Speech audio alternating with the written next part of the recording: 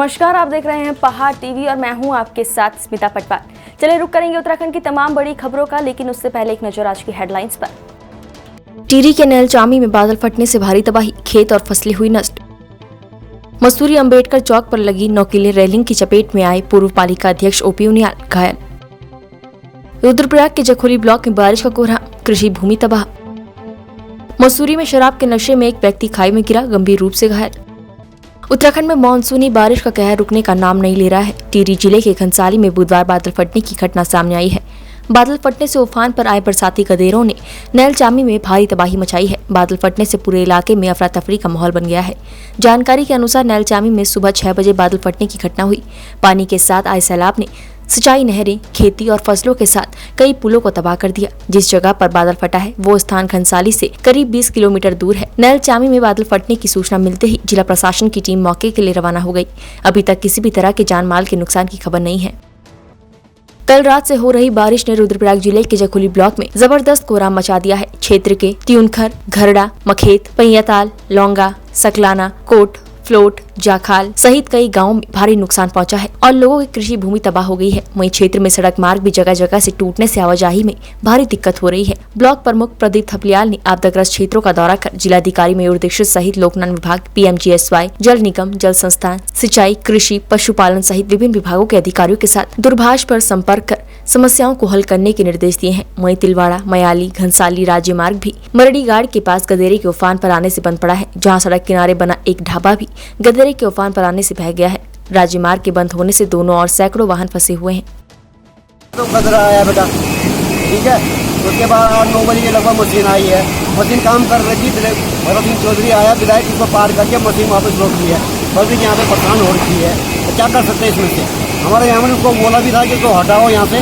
बोलता मैं क्या करूँ, उनको सामने देख रहा हूँ नुकसान होता है। बोलता मैं क्या करूँ। भरत चौधरी आया, भरत विधायक लोग आया, वो उनको उठा के ले गया। गाँव से सर मैं परेशान हूँ यहाँ पे।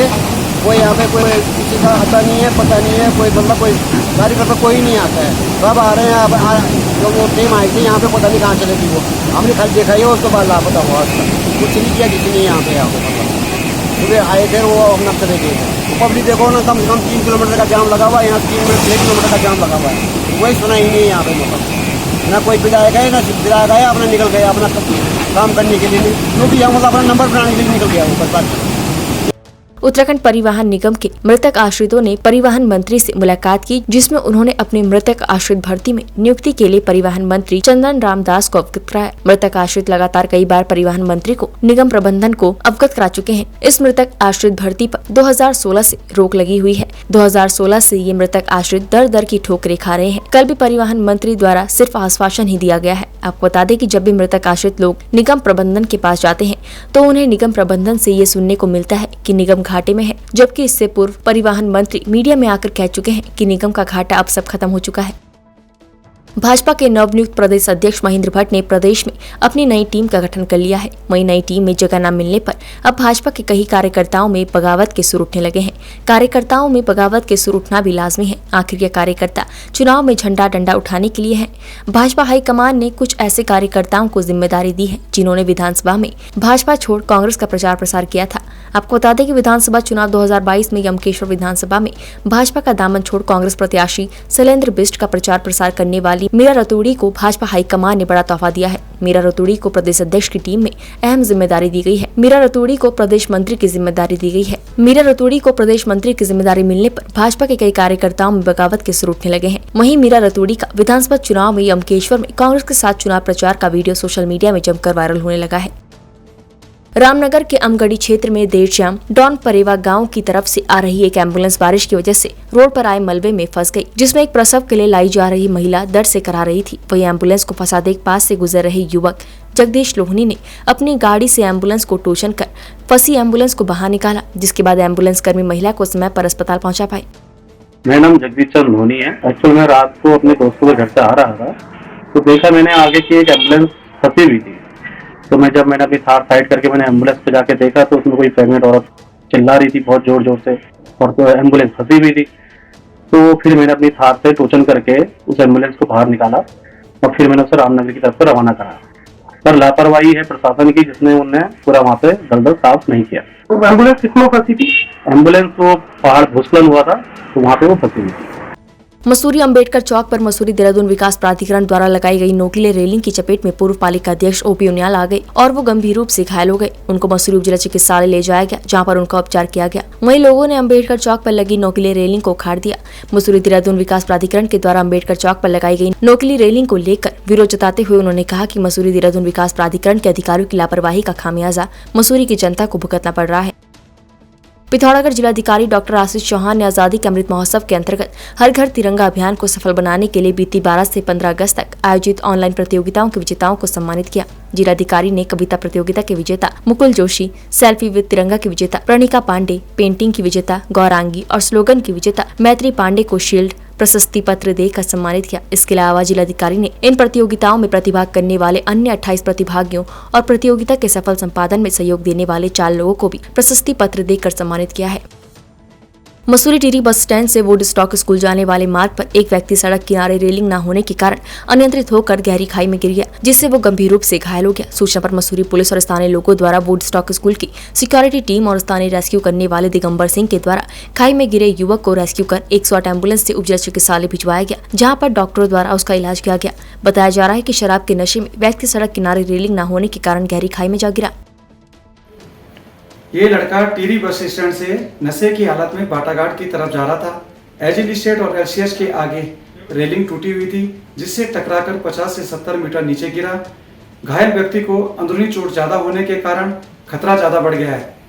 जैसे ही हमारी वुडस्टॉक स्कूल की सुरक्षा टीम को पता चला, तुरंत स्ट्रेचर और मेडिकल का फर्स्ट एड बॉक्स लेके मौके पर पहुंची।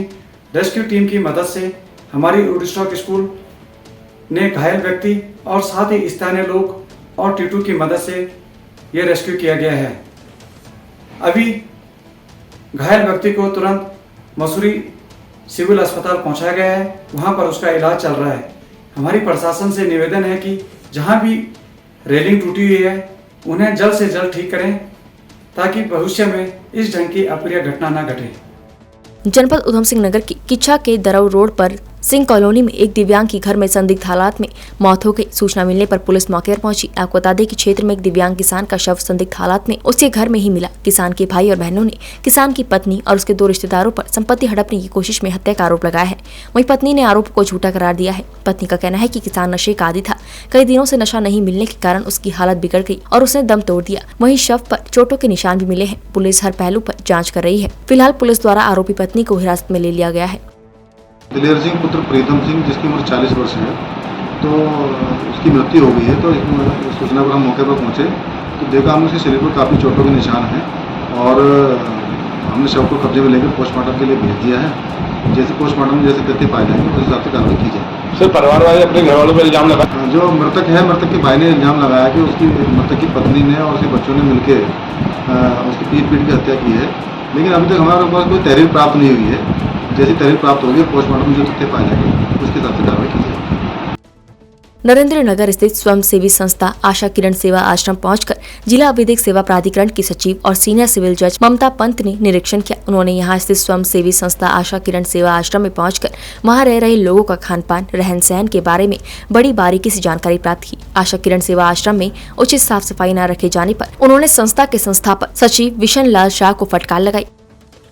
कुमाऊं क्षेत्र के पहाड़ी जनपद बागेश्वर में भारतीय मजदूर संघ की जिला इकाई ने श्रम विभाग बागेश्वर के अधिकारी और कर्मचारियों पर भ्रष्टाचार के आरोप लगाते हुए जिलाधिकारी बागेश्वर रीना जोशी को श्रम विभाग की जांच कराने का सामूहिक ज्ञापन दिया है। भारतीय मजदूर संघ के बागेश्वर जिला अध्यक्ष गणेश सिंह बोरा का कहना है कि श्रम विभाग बागेश्वर द्वारा गाँव कस्बों के गरीब महिलाओं और बुजुर्गों से सरकार की जन कल्याणकारी योजनाओं से अधिक लाभ दिलाने के नाम पर 3,2800 रुपए रिश्वत के रूप में लिया गया है। बागेश्वर के हजारों श्रमिकों से श्रमिक कार्ड बनाने के नाम पर 250 से 300 रुपए लिया गया है। श्रमिकों द्वारा जो भी आवेदन किए गए थे वो भी अभी तक ऑनलाइन नहीं किए गए हैं। श्रम विभाग की स्थिति है सर, श्रम विभाग बागेश्वर में गरीब महिलाओं का, ये देखिए एक महिला ये है, इनकी लड़की की शादी हुई और इनको 3 साल से अब तक इनका लड़की का जो देश हित लाभ शासनादेश जो था विधान के अनुसार था वो तो मिला नहीं। श्रम परिवर्तन अधिकारी जनपद बागेश्वर ने इनसे 3,000 रुपये ले लिया कि मैं तेरे को और ज़्यादा अधिक लाभ दिलवाऊंगा। एक हमारे और आए हैं साथ में रघुवर सिंह जी, 2,800 रुपये इनसे ले लिए हैं। श्रम योगी मानधन का कार्ड तुम्हारा बनाएंगे, सैकड़ों श्रमिकों से 250-300 रुपये वसूली कर रखी है। सारे आवेदन जो है ऑफलाइन जमा करवा लिए, सबसे 150 रुपया हर आवेदन का लिया है। और वो जबकि वो समस्त आवेदन जो थे आवेदन ऑनलाइन होने थे, वो आज तक ऑनलाइन ही नहीं हुए हैं। यहाँ से अल्मोड़ा हमारे कागज़ पहुँचे ही नहीं हैं, बीच में ही वो गायब हो जा रहे हैं। कितने लोगों के कागज़, कितने मजदूर के डॉक्यूमेंट यहाँ से गायब है। और जिस संबंध में हमने आज जिलाधिकारी महोदय को आपको हमारा एक शिष्टमंडल भारतीय मजदूर संघ का हमारा शिष्टमंडल आगे इनसे जिला मजिस्ट्रेट महोदय से हमने इस संबंध में बात की है। उन्होंने इसका सकारात्मक समाधान निकालने के लिए हमें आश्वासन दिया है। जनपद नैनीताल और उसके आसपास देर रात से मूसलाधार बारिश का दौर जारी है, जिसके चलते एक राजमार्ग 7 ग्रामीण मार्ग बाधित हो गए। तमाम जगहों से पहाड़ी से मलबा और पत्थरों के आने का सिलसिला जारी है। आपको बता दें कि बारिश के चलते गाड़ गदेरे उफान पर चल रहे हैं। बारिश के चलते जनजीवन अस्त व्यस्त हो गया है।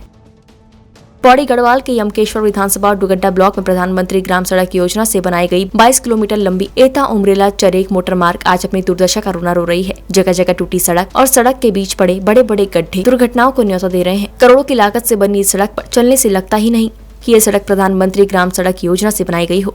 लगभग 20 गाँव को जोड़ने वाली इस सड़क पर ग्रामीण वासी जान हथेली पर रख रोज खतरों से जूझते हुए आवाजाही करने को मजबूर है। रोड मैं यहाँ पे जॉब करती हूँ और मुझे 4 साल हो गया और मैं एक फील्ड कार्य करता हूँ।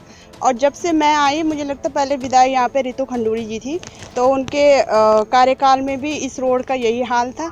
और अभी जो पिछले इलेक्शन हुए तो उसमें इनकी रेणु बिष्ट जी विधायक बनी और उनके आने के बाद भी मुझे नहीं लगता इस क्षेत्र में कोई सुधार है। मैं आती हूँ, खुद मुझे दिक्कत होती है और मैं समूह के साथ काम करती हूँ और मैं ग्रुप की महिलाओं को जितनी बार मीटिंग करती हूँ उतनी बार बोलती हूँ कि आप लोग की पहली नींव है रोड, है ना। और इनकी रोड बहुत ख़राब है। ऐसे मतलब ये बोलते हैं कि हमने ब्लॉक दिया, डिस्ट्रिक्ट दिया, स्टेट लेवल पे दिया, हमने लेटर हर बार जो आता है मांगता है हम देते, लेकिन उस पर कोई कार्रवाई नहीं होती है। मेरी आपसे यही उम्मीद है कि आप मेरी आवाज़ और इस क्षेत्र की आवाज़ वहाँ स्टेट लेवल पर पहुँचाए और इस रोड का सुधारीकरण करें।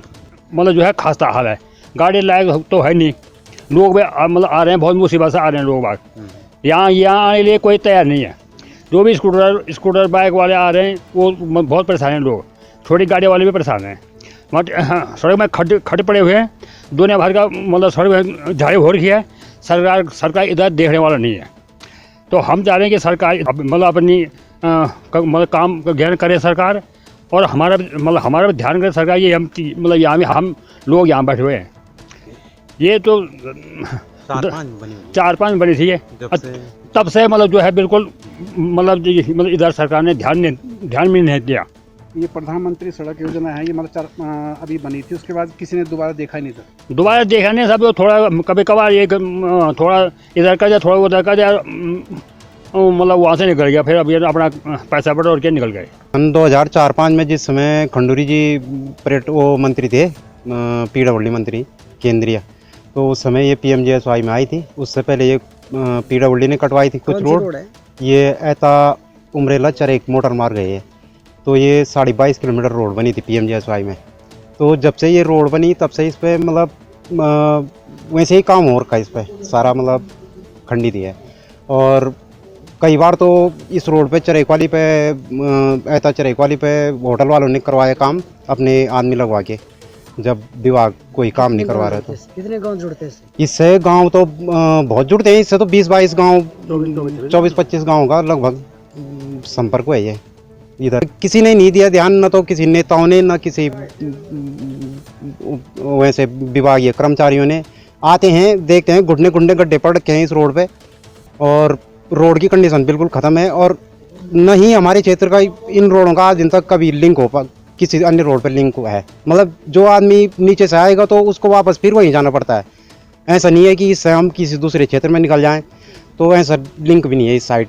जी। और ये भी फिर हमको अगर दुगड्डे से आएंगे हम तो दुगड्डा ही वापस जाना पड़ता है, कोटदार से आएंगे तो कोटदार या दुगड्डा ही जाना पड़ता है वापस। कहीं लिंक नहीं जी, कोई लिंक नहीं है इस साइड का। जी सर, ये रोड तो बहुत सालों से खराब ही दिख रही है, और जब बनती भी है तो आधे जो खड्डों का भरान होता है उसके बाद कुछ नहीं हो पाता। नेता लोग आते हैं जाते हैं, लेकिन कोई देख रेख नहीं करता। भाई उन्हें वोट से मतलब है, उसके बाद वो देखते नहीं। हम लोगों को कितनी परेशानी, कितनी दिक्कतें हो रही है हम ही लोग जानते हैं, हम क्षेत्र में रहते हैं। तो सड़क का तो बुरा हाल है। और अगर बोलो तो बोलते हैं कि हमने आगे स्टेट में दे रखा है, आगे से होगा तो कब होगा, कैसे होगा, जब हम लोग इतने दिक्कत इतने परेशानी में तो कब होगा। सड़क टूटी है, कहीं कोई दब जाए मर जाए, इतने गड्ढे। हाँ सर, ये है कि हमको तो पता ही नहीं लग रहा कि ये सड़क में रोड है, ये रोड में सड़क है। अब आगे क्या बोले हम इस क्षेत्र में बहुत परेशानी से रह रहे हैं। आगे गोलडगर पुलिंड के बीच में जो चट्टान है वहाँ पे कोई घटना होगी, इसके जिम्मेदार शासन प्रशासन रहेगा। और हम जब भी हमने वोट दिए रितु खंडूरी को दिया पहले, अब की बार हमने रेणु बिष्ट को दिया। और शायद भविष्य में ऐसा होगा कि न रितु खंडूरी आई और न वो रेणु बिष्ट आई है, हम किसी दूसरी पार्टी को चुनना पड़ेगा। और इनके लिए हम यहाँ पर झंडा लगाएंगे काला।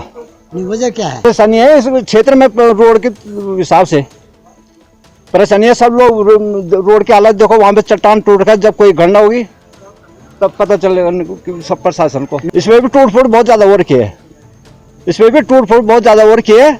और आ रहे हैं विधायक लोग, आ रहे हैं, देख रहे हैं और जा रहे हैं, कोई उनको कोई इस क्षेत्र से कोई लगा नहीं। अब वोट मांगने के लिए घर घर जाते हैं और आते नहीं। यहाँ वोट मांगने के बाद, जीतने के बाद यहाँ आते भी नहीं, कोई भी विधायक हो, मंत्री संतरी कोई नहीं आता यहाँ।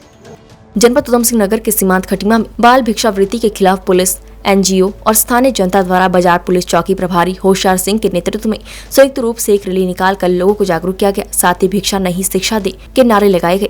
आपको बता दें कि उत्तराखंड पुलिस महानिदेशक अशोक कुमार के आदेश के क्रम में पूरे उत्तराखंड में जगह जगह टीम बनाकर बाल भिक्षावृत्ति के खिलाफ ऑपरेशन मुक्ति अभियान चलाया जा रहा है, जिसके तहत भिक्षा नहीं शिक्षा दे, भिक्षा व्यवसाय देश और समाज पर कलंक है स्लोगन के माध्यम से लोगों को जागरूक किया जा रहा है। साथ ही भिक्षावृत्ति में संलिप्त बच्चों और उनके माता पिता को चिन्हित किया जा रहा है, ताकि बच्चों को निःशुल्क शिक्षा और उनके माता पिता को स्थानीय लोगों की मदद से रोजगार की व्यवस्था की जाए। ये आज जो हमने खटीमा में रैली निकाली है भिक्षावृत्ति के खिलाफ है। वर्तमान समय में उत्तराखंड में पुलिस महानिदेशक श्री अशोक कुमार सर के नेतृत्व में के आदेश अनुसार भिक्षावृत्ति के खिलाफ जागरूकता अभियान चलाया जा रहा है। इसी क्रम में खटीमा में आज स्थानीय जनता व एनजीओ की सहायता के साथ खटीमा पुलिस द्वारा एक पैदल मार्च निकालकर लोगों से आह्वान किया गया कि भिक्षा जो है किसी का समाधान नहीं है, भिक्षा न देकर बच्चों को शिक्षा दें।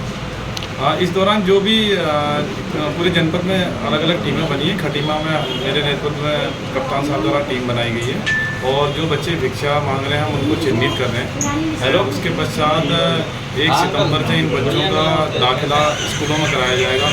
और अगर इनके माता पिता बेरोजगार हैं, वो भी भिक्षा मांग रहे हैं, उनके लिए रोजगार हेतु स्थानीय लोगों से कहकर उनके रोजगार की व्यवस्था भी कराई जाएगी। हाँ, एडमिशन इनके जो है निःशुल्क करा देंगे। स्थानीय एनजीओ और सरकारी विद्यालयों में इनको इनका एडमिशन निःशुल्क कराया जाएगा।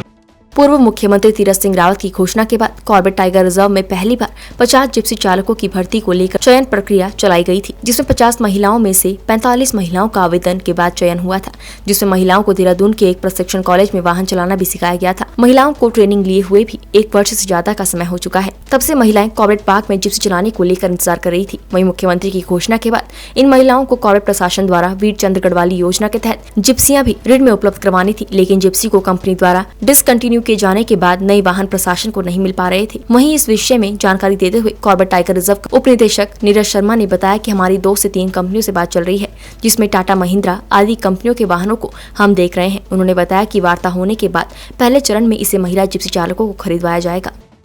देखिए, ये वास्तव में इनका ट्रेनिंग में भी इनको ट्रेनिंग कराया गया था देहरादून में, और उसके पश्चात यहाँ भी फील्ड में इनको जो है ट्रेनिंग कराई गई थी, जो है वाहन चलाने के प्रशिक्षण की। तो अभी तब से लेकर अभी तक जो है, क्योंकि यहाँ पर जो परिस्थितियाँ हैं कॉर्बेट के अंदर, इसमें एक खुला वाहन चाहिए और जिसमें कुछ संख्या में जो है पर्यटक भी बैठ सकें, और जो यहाँ की जो ज्योग्राफी है जो उसके अनुरूप जो है चलने में भी उसे दिक्कत ना हो। तो इसके लिए जो है वाहन की जो है खोज तब से ही लगातार जो है कंपनियों से बात की जा रही है। और जो इस तरह के ऑफ रोड व्हीकल जो बनाते हैं, टाटा है, महिंद्रा है या फोर्स है, जो इस तरह की कंपनियां, उनके प्रतिनिधियों से लगातार बातचीत की गई है और वहां जाकर भी उनके साथ बात किया गया है, जो इनके शोरूम्स वगैरह हैं, डीलर्स वगैरह हैं। तो जैसे ही इनके लिए उपयुक्त वाहन मिलेगा तो वैसे ही इनको तुरंत ही एक वाहन उपलब्ध कराया जाएगा, जो कि यहाँ की भौगोलिक परिस्थितियों के अनुरूप हो।